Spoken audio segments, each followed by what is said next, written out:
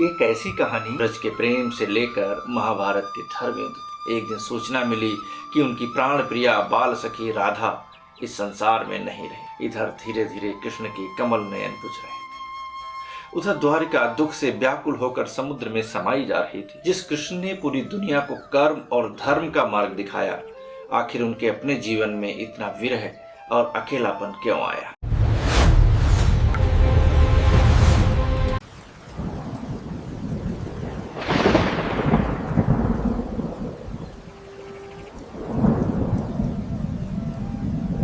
एक ऐसी कहानी जिसे सुनकर पूरा ब्रज आज भी रो पड़ता है।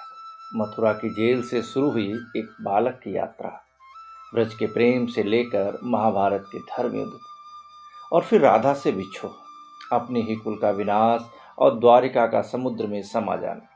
जिस कृष्ण ने पूरी दुनिया को कर्म और धर्म का मार्ग दिखाया, आखिर उनके अपने जीवन में इतना विरह और अकेलापन क्यों आया। आइए सुनते हैं कहाँ गयो मेरो मनमोहन। नमस्कार, मैं हूँ सुनील मानव और आज आपको सुनाने जा रहा हूँ महायोगी श्री कृष्ण की जीवन गाथा।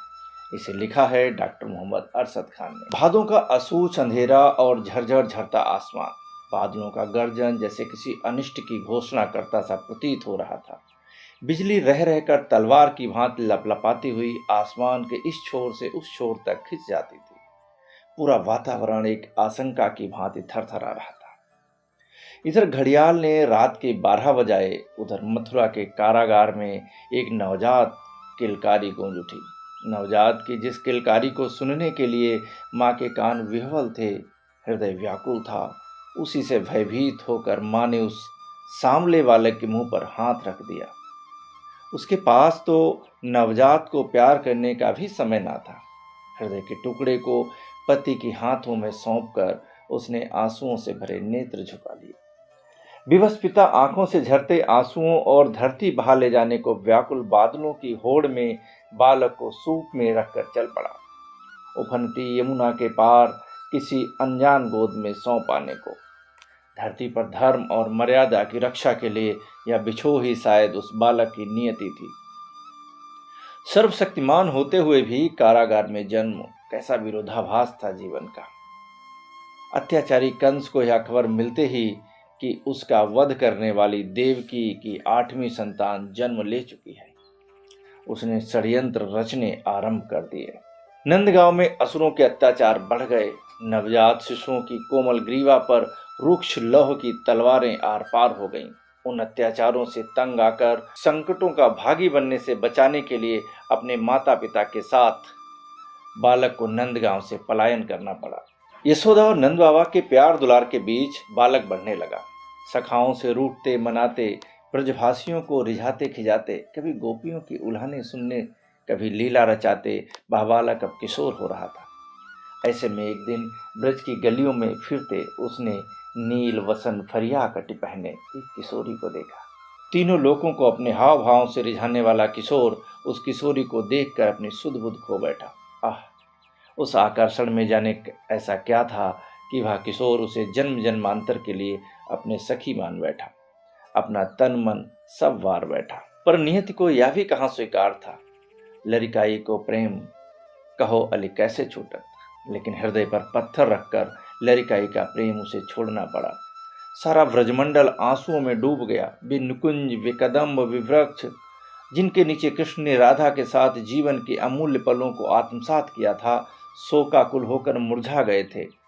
पुरवाई के झोंकों में कलकल का संगीत सुनाने वाली यमुना वेदना से सिहर सी रही थी। गौवें, गोप गोपियां, ग्वालवाल, सखा सब स्तब्ध थे। राधा के आंसुओं से पूरा वृंदावन जल जल हो रहा था। पर कृष्ण उस दुख को समेटे अपनी नियति को स्वीकारने के लिए तटस्थ भाव से तैयार थे। उन्हें जाना था और जाना ही था। ये उन्हें परिवर्तन के लिए पुकार रहा था। कैसे रुक सकते थे वह। और मथुरा भी उनका घर कब बना। कंस के वध और उग्रसेन को मथुरा सौंपने के साथ ही शिक्षा दीक्षा के लिए उन्हें भाई के साथ संदीपनी गुरु के आश्रम में जाना पड़ा। वहां से लौटकर जब जीवन में शांति और सुकून की आशा थी, तो फिर से एक नए झंझावात उठ खड़े हुए। जरासंध के निरंतर होते आक्रमणों से जनता त्रस्त हो रही थी। उसे 17 बार पराजित करने और कालयवन जैसे दुर्जय को कूटनीति से हरा देने के बाद भी मथुरा में शांति कब हुई?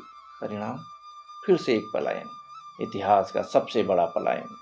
मथुरा से द्वारका की ओर कुल के 18 सजातियों को लेकर रैवत पर्वत के समीप कुछ स्थलपुरी यानी द्वारिका की ओर मथुरा दुख से उमड़ उठी, व्याकुल हो उठी।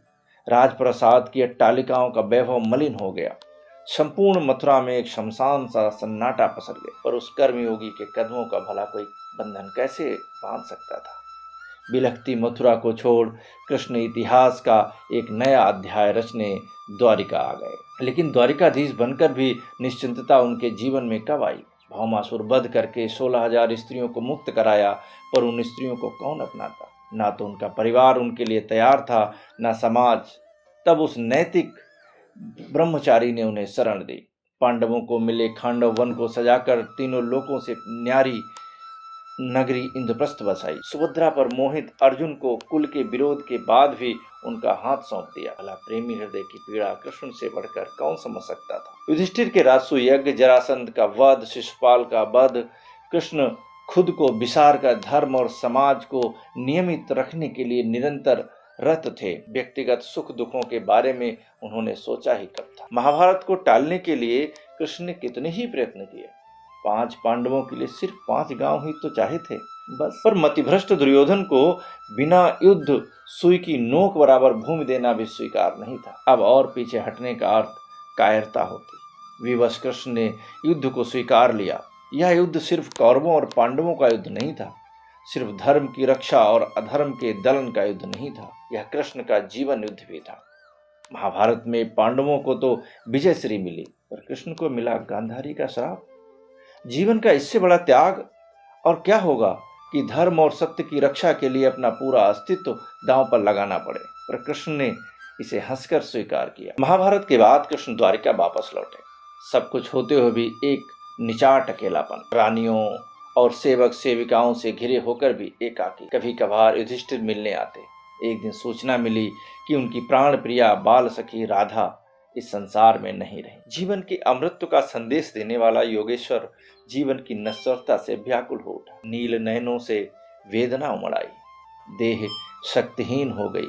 मुकुट का मोर पंख मलिन होकर एक ओर गिरा। वो क्षण मात्र के लिए विलग न होने वाली बंसी दूसरी ओर। ब्रज किशोरी, राजेश्वरी, निकुंज स्वामिनी, प्रेम मूर्ति नवनीता राधा सुधियों के कपाट ढुरका कर दूर, बहुत दूर चली जा रही थी। उसके कंगन और किंकड़ियों की ध्वनि धीरे धीरे वेदना के कुहासे में गुम होती जा रही थी।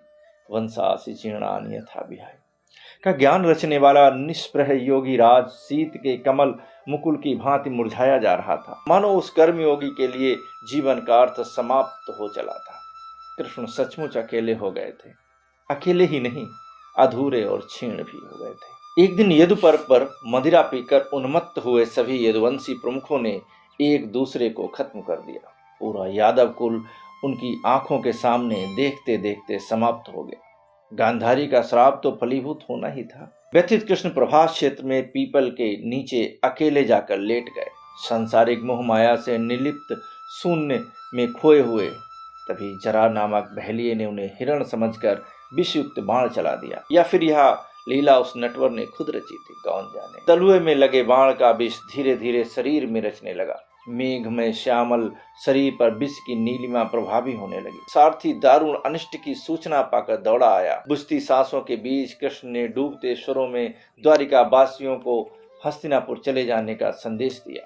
बिलखता दारुक द्वारिका पहुंचा। कृष्ण का संदेश पाकर द्वारिका की जनता हस्तिनापुर की ओर पलायन करने लगी। इधर धीरे धीरे कृष्ण के कमल नयन बुझ रहे थे, उधर द्वारिका दुख से व्याकुल होकर समुद्र में समाई जा रही थी। इधर कृष्ण देवताओं के रजत पंखों पर सवार होकर वैकुंठ चले, उधर द्वारिका आंसुओं के खारे समुद्र में समा गई। नमस्कार। जन्माष्टमी की हार्दिक शुभकामनाएं।